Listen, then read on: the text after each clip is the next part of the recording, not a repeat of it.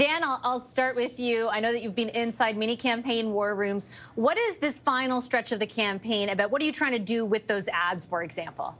Well, I think the thing that liberals need to do is set the tone almost exclusively on the question of Trump, tariffs, and the things that are dominating the electoral conversation, helping them turn around this extraordinary political comeback, right? Like, the air war here is everything in this final chapter. And I think the more they can do to ensure that the focus of the voters as they head to the polls in a week from today is on the existential threat that our country is facing. Because it's what has upended the dynamics of Canadian politics. It's what made Mark Carney Prime Minister, and it's what's turned around Liberal fortunes in a way that's tracking for them to have a very good day 7 days from now. The reality is, looking at the ads that have been released, the thing I'm most surprised for is how positive they all generally are, right? I mean, even the conservative ad of the two older golfers there that you've shown, while they make a couple cracks about the Liberals and not giving them another term, it's generally a positive tone. It's not a traditional attack ad as you would see it. And so it's an interesting strategic choice on the part of the Conservatives, I think, to realize that the attack ads that they spent millions of dollars to try and brand Mark Carney with in the early part of this campaign did not work. They did not have the desired impact, and they've clearly made a pivot to try and appeal to a category of voters that they seem to have lost as well, which, if you're a Conservative and you're advertising to win back older white men in this country, something is going very, very wrong.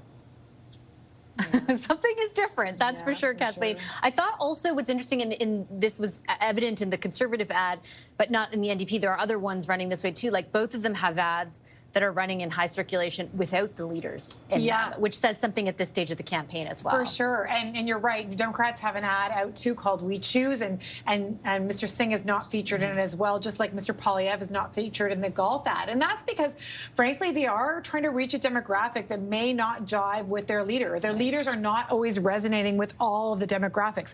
Particularly, I would say, as Dan pointed out, that older male demographic, 55 plus, actually, whether it's women or men, conservatives are having a hard time with that demographic.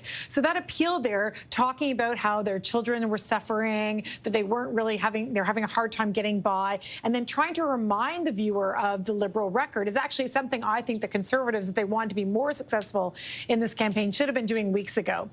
New Democrats, similarly, are saying, we choose, in their ad, they're saying we choose who we get to elect leaders or how we run our country. Not Donald Trump is that ad, not either the Liberals or the Conservatives. You get to choose. And they're really trying to empower viewers to choose the government and the political representative that they want. Trying to double down on that strategy, if you will, that if you've got a New Democrat in your riding, a strong incumbent, vote for us. We'll fight for the things that will make your family, life for your family more affordable, whether that's through housing or healthcare, you name it. But this end game, where we are in the third period, to extend the hockey analogy, the hockey playoffs are on right now, and they've got to extend, they've got to figure out their, get out the vote strategy, but also their end game messaging. And it's so critical in these final few days. And Dan is right. There will be millions that have been spent in these last few days to pound away at that message on all channels. We'll be getting them on radio and on television. Yeah, I hear and it. digitally. Yeah, I hear it and see it all day long, certainly. And this week it's even more pronounced. Shakir, I think if there are messages that have solidified and will continue to over the next few days, for the Liberals, it's, elect a steady hand. For the Conservatives, it's vote for change. And I think you saw that in those ads as well. I think it's vote for change, and I think it's affordability as well. I think there are still some voters out there. Don't get me wrong. I understand Trump is a major issue, but there's a lot of folks who say to me he's not the only issue. I think you see the Conservatives talk about a full range of other issues around affordability, resource development, cutting taxes, things that affect people on a day-to-day basis. And I think they're going to try to drive home. Trump matters, but it's not the only thing that matters. I think the only thing I would say for Dan and the Liberals, listen, I get that the polls are showing them doing very well right now, but I do suspect the support is kind of softer than you think. I do think conservatives are very motivated to get to the ballot box. And as Kathleen said, getting out the vote strategy is going to be crucially important. I think for the conservatives to win, maybe you can get that up to 40% on the horse race numbers. But ultimately, as a party, we need help, right? If the NDP don't perform better, if the Bloc don't perform better, it's not going to be a great night for us. But we're going to continue to drive home that message and try to show folks, again, that Donald Trump is a priority, was central to this campaign, but it can't be the only thing that we care about on E-Day. What's so interesting is, Hannah, the degree to which both those messages are resonating. Like, have you ever seen in the time that you covered politics, two parties polling between 39 and 40 or 40 and 45%? Like, that is remarkable. It's a remarkable phenomenon. Yeah, absolutely. And one of the things in those ads that you're showing tonight, Vashi, and the ones I've been watching, there has been little attempt to sway the younger voters. And that's something I'm going to be watching for in the last few days of this. Do they start to switch to that? Because that is the demographic that gave Justin Trudeau his majority government in 2015. And those are the voters. Interestingly enough, that's why I found it surprising that the Conservatives went to also the older white male voters, and in the golf video there, because those are traditionally conservative voters, but also when it comes to the younger voters, getting them and keeping them on side. Because if you watch before the election campaign started, they really had a grasp of that group. It did start to sway over to the Liberals as well during this election campaign. And when I went to my poll to vote earlier today, the fella at the front door was saying he was surprised with the number of young voters who came out to cast a ballot. And that might be saying something as well, because housing is a big issue for them. Affordability is a big issue. So where those voters will play strategically between the Conservatives and the Liberals, if they are swaying them over to the Liberals or not, or if Pierre Poilievre has been able to maintain that voter demographic when during this election campaign and gotten them back to his side. So watching that type of strategy over the last few days as well. And as Kathleen and Shakir are mentioning, Go TV, that's the term you're going to hear a lot in the last few days, get out the vote, is something that the Conservatives are extremely good at. And this is, and Jenny Byrne, who's running the war room for the Conservatives, has been known to be good at this.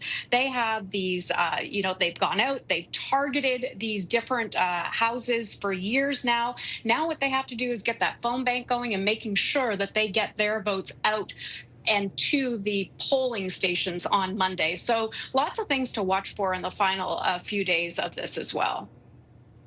Is there anything that could happen, Kathleen, to wildly sway things? There's always the potential. You can never say never in politics, as we've noticed from the last couple of months. But I would say what's going to be interesting is when we get the numbers from Elections Canada, all the parties track their vote, right? They know who their number ones are, who their voters are, what polls they live in. So they'll have a good sense of how much of their vote is already in the bank. And then they have to chase, whoever is left. And that the next few days will show, how, if the parties are feeling confident or not. There was a bit of a bump for Jagmeet post debate, and they are still hoping that motivation can carry them through the next 7 days. I know you think I'm being optimistic. No, you're not. I saw it. They all sent it to me too. 2 point. They said double-digit jump, 2-point jump. It's not just you. Don't worry. Dan, your thoughts? I just have time for one quick comment from everybody. Your thoughts on whether something could actually sway things, or whether you feel this is pretty baked in? Look, I think turnout is everything. Obviously, your ability to get the voters you identified to actually show up on Election Day is really meaningful. You started this conversation, though, by mentioning 80% of voters are planning to vote Liberal or Conservative. Most Canadians have locked in their decision. I think getting them out to the polls is everything now. And then, frankly, when you look at the demographics, the Liberals have an edge. Older Canadians don't need to be dragged to a poll to vote. I agree with Hannah. Conservatives have a strong get-out-the-vote machine, but the question is, can it be used on traditional non-voters and young voters in a successful way? Younger voters tend not to show up. They tend to need to be dragged to the polls, and I'm just not convinced that we're going to see them turn out in some huge historic number. Last word to you, Shakir. Yeah, I think the cake is pretty much baked. I've seen Nick Nanos on your show. To Dan's point, 80% of people are voting for one of the major two parties. 7% is a historic low of undecided voters at this time. So we'll have to see who just gets out the vote. I think it's already baked. Can I jump in just Okay, 2 I'll leave it on. seconds? Yeah, quick. Just go for it, Hannah. Quick. Yeah, Just, sorry. yeah, very I'm quick. up I against just the want to say commercial, that in my nearly 25 years of covering Parliament Hill, there's just something where I can't say just yet that the Liberals completely have this. I don't know what it is. It's just this weird feeling I have. I don't know. It's called a gut feeling. You never know. We shall see in exactly 1 week from tonight. Thanks, everybody.